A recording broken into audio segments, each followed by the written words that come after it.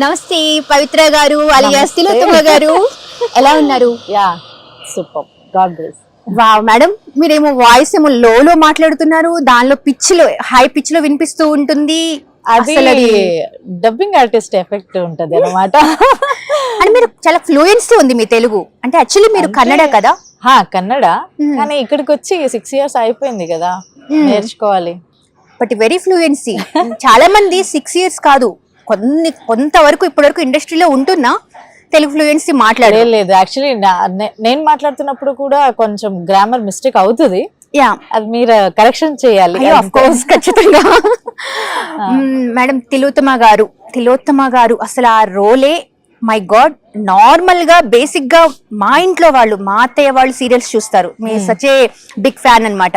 అంటే ఎలా అంటే, అబ్బా అలా చేస్తుంటమ్మా ఆవిడ, అసలు ఇవిడికి అసలు లేనే లేదు అంటే మిమ్మల్ని తిట్టేస్తూ ఉంటారు. అంటే తిలోత్తమని తిట్టుకుంటారు, ఆ లెవెల్లో మిమ్మల్ని తిట్టేస్తూ ఉంటారు. అంటే అంతలా మీరు ఆ క్యారెక్టర్ లీనమై చేస్తారు.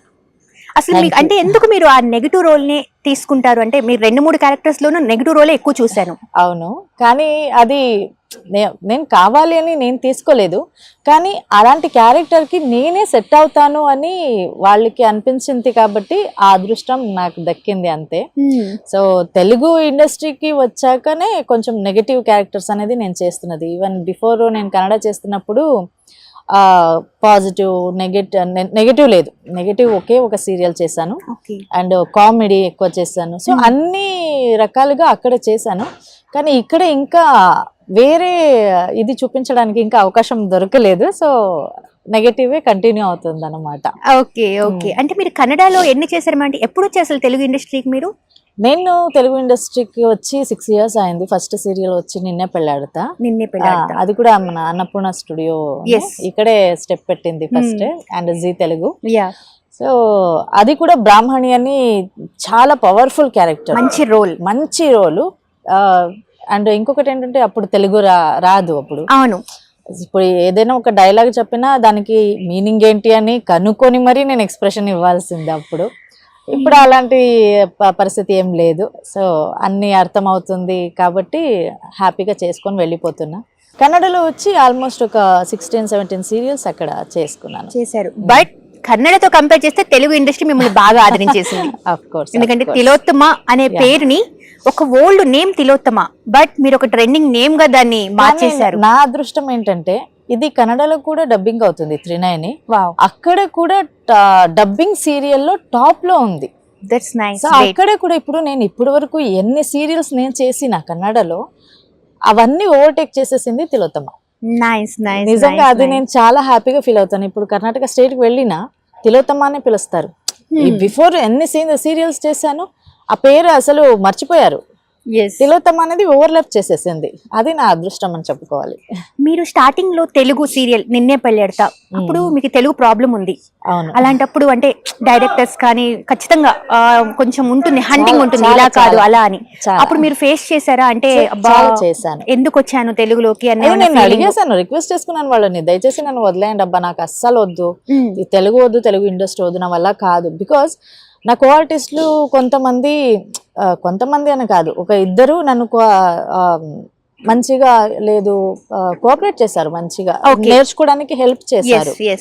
కానీ ఇంకొక 10 మంది నన్ను హర్ట్ చేశారు, చాలా హర్ట్ చేశారు. రోజు గెస్ట్ హౌస్ వెళ్తే ఏడుస్తూ కూర్చోదాన్ని, నేను నా వల్ల కాదు, మమ్మీ కాల్ చేసి మమ్మీ నా వల్ల అవ్వట్లేదు మమ్మీ. సో ఇక్కడ చాలా, బికాస్ ఇలాంటి సిచ్యుయేషన్ నాకు ఫస్ట్ టైం అది. ఓకే. సో కన్నడలో ఎలా అంటే డబ్బింగ్ లేదు, ప్రాంప్టింగ్ లేదు, 1 page డైలాగ్ ఇచ్చినా టక తీసేసుకుంటాం, అది అలవాటు అయిపోయింది. ఇక్కడికి వస్తే ఒకటి లాంగ్వేజ్ రాదు, ప్రాంప్టింగ్ చెప్తూ ఉంటారు, అది గమనించుకుని నేను డైలాగ్ డెలివరీ చేయాలి. అండ్ క్యారెక్టర్ వచ్చి స్ట్రాంగ్ క్యారెక్టర్, ఆ క్యారెక్టర్ ని కూడా నేను నిలబెట్టాలి, ఆ పవర్ఫుల్ వాయిస్. అవును, నాకైతే పిచ్చెక్కింది అప్పుడు. తర్వాత కొందరు ఏదో ఒక నెగటివ్ గా మాట్లాడారు నా గురించి, నేను విన్నా అది. ఓకే. అప్పుడు కొంచెం ఛాలెంజ్ గా తీసుకున్నా. నెగటివ్ ఇన్ ద సెన్స్ ఎలాంటి వర్డ్స్ మేడం? అంటే అదే ఇలాంటి వాళ్ళని తీసుకొచ్చి మమ్మల్ని ఎందుకురా చంపుతారు వీళ్ళు, ఓకే ఎందుకు ఇక్కడ ఆర్టిస్ట్ లేదని ఇలాంటి వాళ్ళని తీసుకొచ్చి మాకు ఎందుకు ఇది చేస్తారు, ఇబ్బంది పెడతారు అన్నట్టు మాట్లాడారు. అవునా, సరే, ఓకే.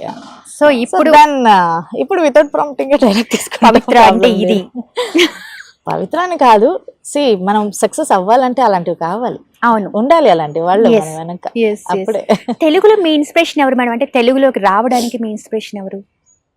సీరియస్ గా చెప్పాలంటే అలాంటివి ఏం లేదు. ఓకే. నాకు ఒక కాల్ వచ్చింది, ఇలా చేయాలి అన్నారు, హ్యాపీగా ఫీల్ అయ్యాను. ఓకే. అరే నాకు ఇంకొక లాంగ్వేజ్ నుంచి కాల్ వచ్చిందని, సో వచ్చాను, చేశాను. ఓకే. ఓకే. ఇన్స్పిరేషన్ అనేది ఏం లేదు. అంటే అసలు స్టార్టింగ్ అసలు యాక్టింగ్ ఫీల్డ్ అంటే అసలు మీ చైల్డ్హుడ్, యాక్టింగ్ ఫీల్డ్ లోకి రాకముందు మీ చైల్డ్హుడ్ అనేది ఒకటి ఉంది. అవును. మీ మదర్ ఫాదర్ అసలు ఏం చేస్తూ ఉండేవాళ్ళు? చెప్పుకోవాలంటే నేను చాలా పూర్ కండిషన్ అన్నమాట, చాలా పూర్ కండిషన్. ఓకే. సో చిన్న ఏజ్ లోనే పెళ్లి చేసేసారు. అంటే అది కూడా ఏంటి, ఆ పూర్ అనేది ఏముంది, అది వాళ్ళని అలా చేసేసింది. 15 yearsకే పెళ్ళి అయిపోయింది.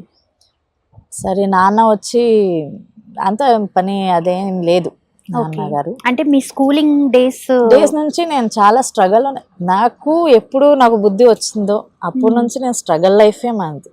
ఈవెన్ మా మమ్మీ స్ట్రగల్ లైఫే. ఓకే. సో అక్కడి నుంచే నేను చూస్తూ వచ్చాను, ఆ కష్టాలేంటి, ఏంటి సుఖాలేంటి, అవంత సుఖాలేంటి అనేది లేదు, కష్టాలేంటి, స్ట్రగల్స్ ఏంటి, లైఫ్ అంటే ఏంటి అనేది చిన్నప్పటి నుంచి నాకు అలవాటు అయిపోయింది.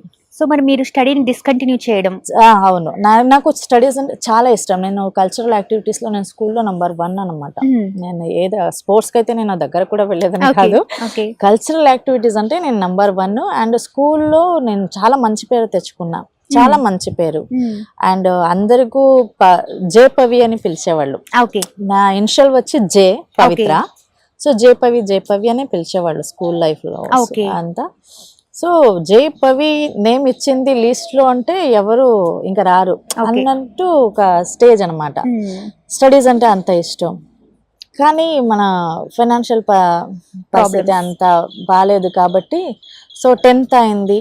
అండ్ కాలేజ్ లైఫ్ అని 1 year వెళ్ళా. 1 year వెళ్ళాను.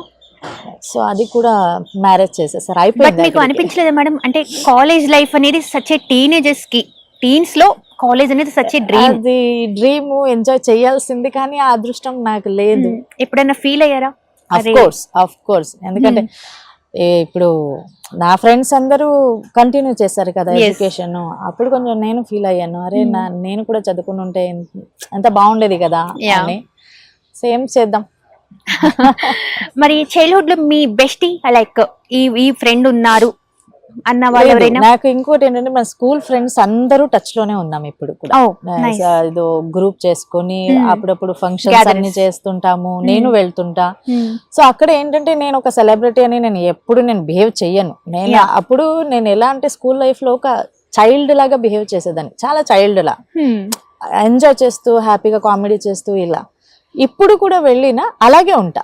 సో వాళ్ళు ట్రీట్ చేయడం అంటే లేదు, వాళ్ళు కూడా అలా ఆ ఫీల్ రాదు వాళ్ళకి. ఫస్ట్ అనుకున్నారు, ఇప్పుడు ఫస్ట్ మీట్ అయ్యాము కదా, అప్పుడు అనుకున్నారు అరే పవిత్ర ఇప్పుడు మారిపోయిందేమో, ఎలా మాట్లాడడం ఏంటి అని. ఎప్పుడు మళ్ళీ నేను స్టార్ట్ చేసుకున్నాను కదా, అరే ఇది ఎక్కడ మారుతుంది, ఇది మన పవిత్ర, ఇది ఎప్పటికీ మారదు ఇది అని వాళ్ళు ఫిక్స్ అయిపోయారు. సో అలా సబ్స్క్రైబ్ చేయండి. Please do subscribe to. Please like, share and subscribe to top Telugu TV. Top Telugu TV.